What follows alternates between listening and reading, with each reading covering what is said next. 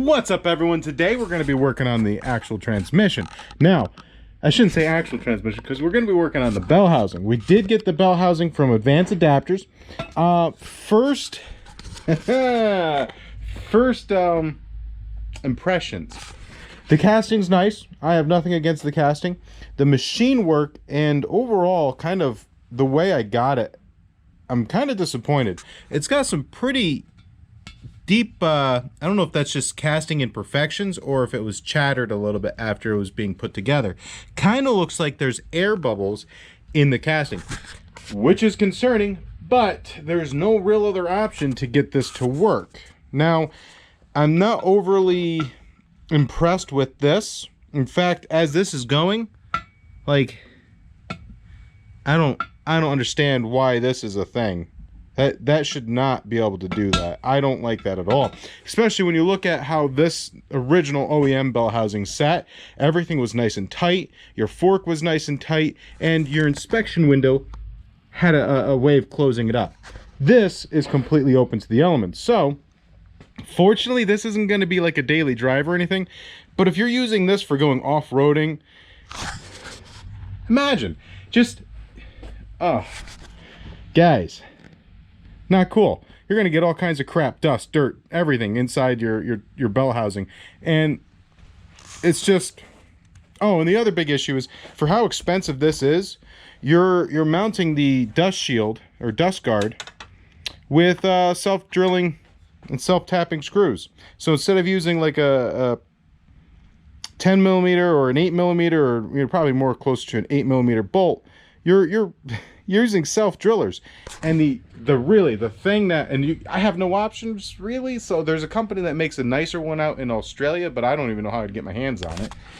But so you mill it out. So you have this thing casted and you mill it out, and it's probably all done by CNC. 95% positive it's done by CNC. They, you know, you're milling into another surface, and now this is not going to fit right. I mean, just look at that, guys. I mean, I tried reaching the manufacturer, and I understand with everything that's going on, it's really difficult to, you know, be able to do anything. But the manufacturer said on the recording that like a 6 to 7 day delay between leaving a message and actually talking to someone. But I'm gonna have to go through and clean up all of the machine work. There's another one right here. So there's 1, 2, 3, 4 spots where the CNC file, you know, doesn't take an account of its own self, and then you get these horrible, nasty burrs. So I'm gonna have to clean up their piece of hardware. Like I would never send something out like this, but I'm kind of stuck. I have no real other option.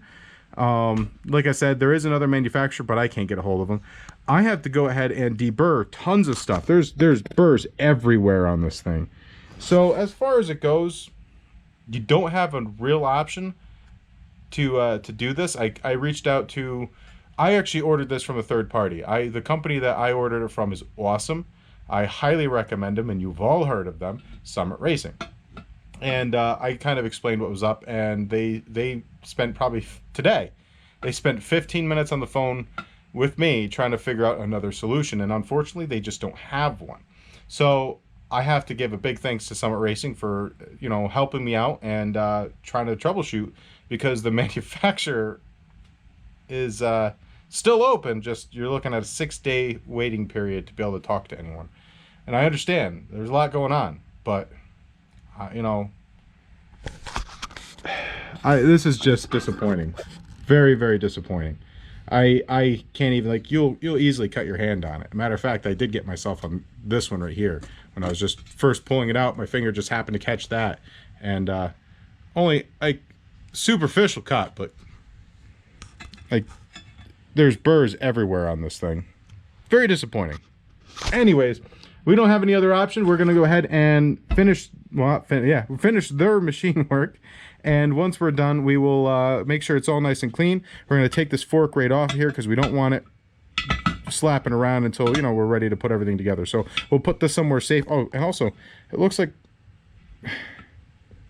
it looks like an apprentice welded it. Like, not really overly impressed, but you don't really have any other options. So this is a phenomenal transmission, and I already picked out the rear end, which we got this will hopefully be this weekend. I'm trying to kind of organize when we're going to do that, because we still have to take all the stuff off the old carrier and still dismantle the actual differential pinion gear, so we can put it all back together. Actually, I have the current pinion gear that's going into it, the new pinion gear, is in my freezer right now. So if we do it this weekend, it'll be nice and cold.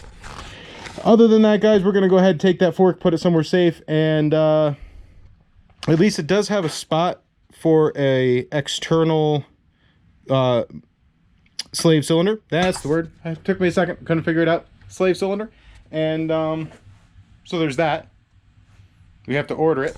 We have to order everything, really, but this is really just to get it all mocked up. And I really want to see this transmission on the engine and actually mounted in place so we can get a drive shaft measured and ordered. And you know, I am kind of disappointed by the product, but we don't really have any other options. So let's go ahead, get it on there, get it ready for being, you know, good old-fashioned paint. And I want to put it on the engine today, but without the rear end and it sitting on the ground, my concern is, because I'm here by myself, my concern will be, one, I don't want to drop the transmission and everything, so I want to wait until my stepbrother or someone else is here to help me kind of put the bolts in and mount it up. I also want to wait until the rear end is in there so that it's not likely to shift and fall, and that would be bad. So let's go ahead, get this thing all mounted on there and paint it at least, and we'll call it a day after that. But yeah, the engine, ooh, it came out beautiful. So I don't know if I mentioned it the other day, but when you're doing this, what I did was I just stuffed all the bolt holes with some saran wrap. Actually, matter of fact, the actual transmission is all saran wrapped. I do have to cut this section out here so that I can mount that mount on. I'm not going to clean that up and paint it yet. I want to wait until we're done welding and everything, because that will be exposed. But I am going to use the original cross member or transmission mount so that we can build a cross member and mount it to it and be nice and strong.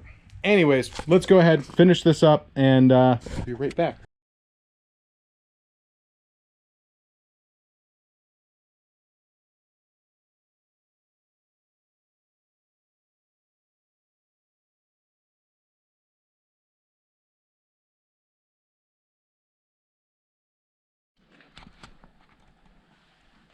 Well, guys, it's on. But one thing I do want to point out is, before I go ahead and install all the hardware it came with, I'm going to go out of my way and re-drill and tap these guys and put proper stainless steel bolts in it.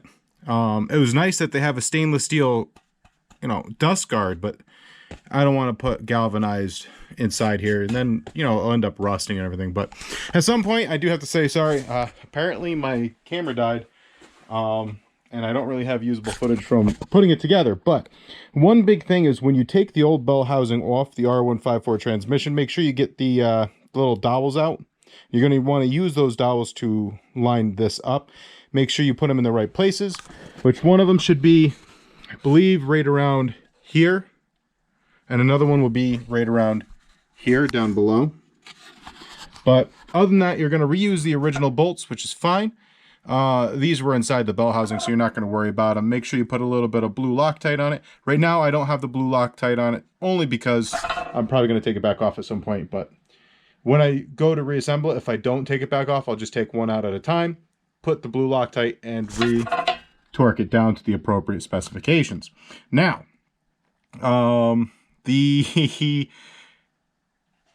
it's actually quite a bit further out than I was kind of expecting, but you know, it's supposedly, according to advanced adapters, it's the same thing. So we're going to go ahead and get this thing cleaned up. Once it's cleaned up, we'll start laying some paint on it.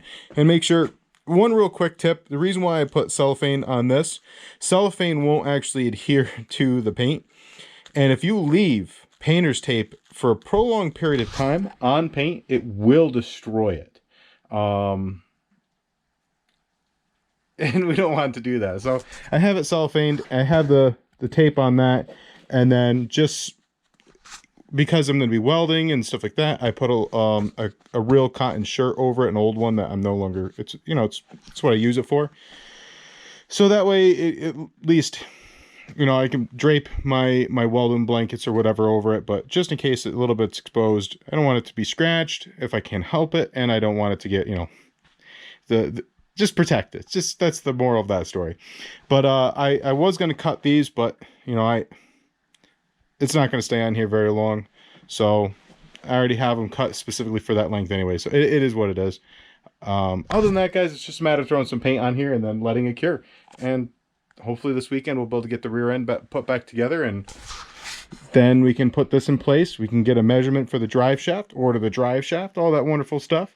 But yeah, am I overly pleased with the manufacturing quality? It's on a scale of 1 to 10, I'd probably give this thing a 7, which is still better than most aftermarket applications, but still kind of disappointing for the price range. So I also would have liked it to have been on this side, the inspection, or the fork.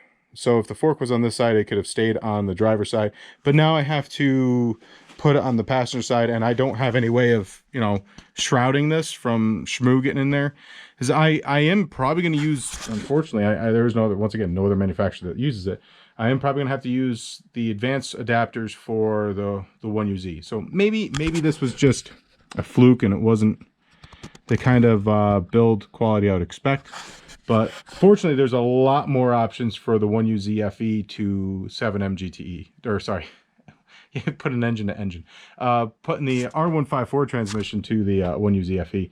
And we'll cross that bridge when we get to it. I know Superstore.com has all kinds of options, including a better performance clutch setup, including how it depresses the pressure plate. So that's always an option. I probably will go that route now that I've encountered this, but we're a ways away from that, and I know I need to get a parts car for the Supra at some point. So anyways, let's go ahead and get this thing cleaned up, because there is some residue from the manufacturing process, and get the paint on it. Now, of course, it won't be mounted to that, and I don't know when his shop's going to open back up, seeing how now everything's closed. But so we won't be able to get the engine built for a while. However, we do have a lot of frame stuff to do once the transmission's in there, and once, you know, we start lining everything up. So, all right, once again, let's lay some paint down. All right, guys, unfortunately, it's like a absolute deluge outside. It is pouring, which means if I open the garage door for ventilation, that means the basement's going to get fairly humid. And paint would be, well, painting would be a bad idea. So what I'm going to do instead is throw caution into the wind, and we're going to mount it to the LS. I'm very curious, and I am like, curiosity killed the cat at this moment. I do not see a second. See, this is fun. I didn't notice this when I bought this engine, but it is in fact missing part of its I wonder if that's a very good question. I'll probably have to order them. But at least I have one, so we'll go ahead, we'll slap it on there, and I am just curious to see what it's going to look like. And someday, I think it would be really cool to throw this 5.3 LS into something, maybe into the Supra. Like I was saying, I like the 1UZ a lot, and I really like the What If. Seeing how the 1UZ could have ended up in the Supra, it was made at the same time my year was made. The bell housing, the firewall is shifted back a little bit, so that it would fit the 1UZ. So it's definitely a what if, but we have this beautiful 5.3. So I have to decide what we're going to end up doing with this, whether it's just going to be for mocking stuff up in the future because it is awful light and super easy to deal with, or if we're going to do something crazy. So anyway, so let's go ahead, put this transmission on here, and look at it in its full glory.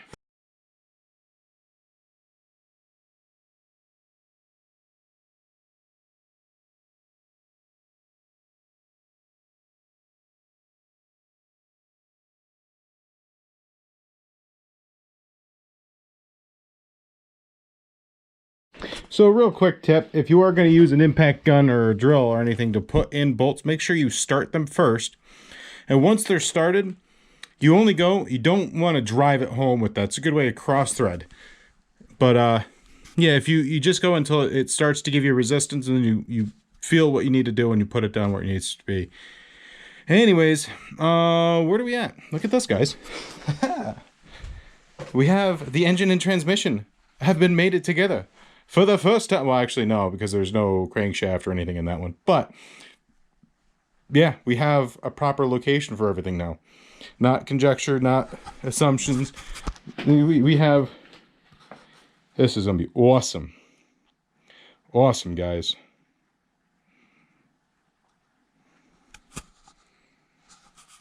I think we do have a little bit of... we have to figure out if this is exactly where we want it to be, if we want it to be up a little bit more. I haven't really started figuring that part out yet. But kind of wish I didn't cover it up just so I could see its raw form. But it's better safe to at least keep the transmission paint job, protected. That's awesome. Guys, that's all I have for you today. I will keep you updated on this project as we go along. Hopefully we can start rebuilding this rear end this weekend and get a measurement on this drive shaft. This is awesome. Oh man, guys.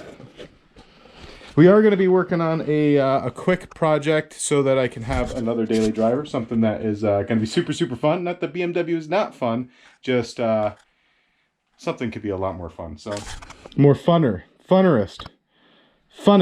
I don't know. I'm making stuff up. I think it's time for me to stop, take a quick break and eat lunch and see what else I can kind of mess with today. But for you guys, this is all I have. I hope you guys enjoyed the video. If you did, remember, hit that thumbs up and subscribe. We're still moving along on this project. Unfortunately, parts are getting a little bit more difficult to get my hands on, but look at that, guys. That's awesome. Oh man, baby steps. That's what we got to do for this thing. I'm not going to compromise at all for this. This is not a send it project. But the next one, the kind of intermediate project, so that we have a little bit more excitement, fast-paced insanity.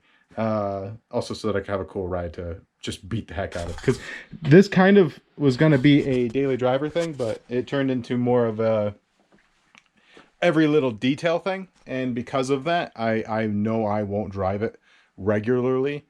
And I think I want a car that, and I don't think, I know I want a car that is super fun, does really good job at, doing skids, and is super cheap to put together. And something that anyone could do at their own home. Just pull something out of a junkyard, put it back together, and, tool around in it. So that's going to be the kind of thing I want to pull together right now, mostly because parts are getting a little bit scarce. And until all this wonderful mess kind of clears up, we're not going to really be able to do much other than, start mocking up our structural supports in the center, but I can't even get the engine built now.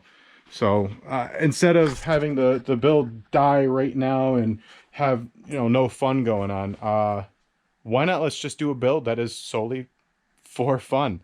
Something that's not serious, not something that's we're going to be super invested in, and instead something that's joyous. Joyous, that's the word. Joyous, just full of joy and fun. And if something breaks, it's not like, ooh, that was expensive. It's more like, oh, let's go to the junkyard and get another piece. Whatever. So I'm going to go have some more coffee, have myself a lunch. And until next time you have yourselves, that was really bright. Have yourselves a wonderful day and keep it shiny side up. And try to stay healthy, guys. All right, take care.